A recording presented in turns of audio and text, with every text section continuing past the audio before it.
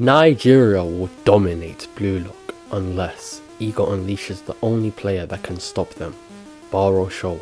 Let me explain. With how the group stage has been laid out, Nigeria likely won't advance to the round of 16. However, that does not mean they'll go down without a fight. After all, they're still the kings of Africa, a force to be reckoned with. Just from chapter 312, we've already seen the introduction of their starting 11, including their main striker, Onazi, and because this likely is Nigeria's only appearance in the tournament, Kaneshiro is going to use the match to showcase them in the best light, to show us what the world, and Africa in particular, has to offer. So what traits might we expect from the U20 Nigeria squad? Well, let's analyze this image, the only panel we have. Starting from the right, we've got a player with orange eyes and goggles.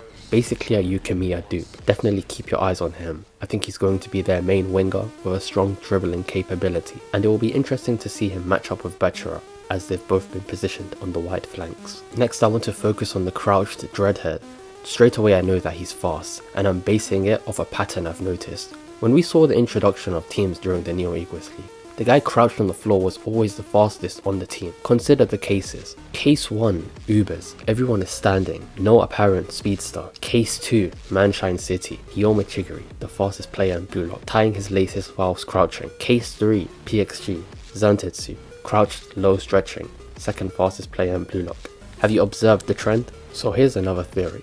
The lower a player is crouched in their introduction panel, the faster they are. So what if this Nigerian player is positioned to go head to head with Chigiri? You could get a pure speed battle down the opposite wing. Now, moving on to the third player, I wanted to focus on the main striker before I speak about the importance of number 8. Onazi seems to be the most important player on the surface for the U20 Nigerian squad. Seeing him approach the pitch with so much confidence and ball in hand tells me that he is going to be their main goal scorer. But I believe as the game progresses, he is someone that Rin or Isagi can match up to. But why did I choose to speak about the number 8 last? Standing tall, I believe this player will be a physically dominant box-to-box midfielder. He will act equally as both an offensive and defensive threat. Blue Lock will not be able to attack through this player and score. But this is where my speculation comes in. There is a certain player who thrives when the spotlight is taken away from him. He sits in the dark and waits for the right moment to strike. When Ego realizes that Blue Lock Japan has no solution on the pitch to deal with this physically dominant player, he will sub in the king of Blue Lock, Baro Showe. Baro Showe's training with the American soccer team might be expanded upon in more detail here.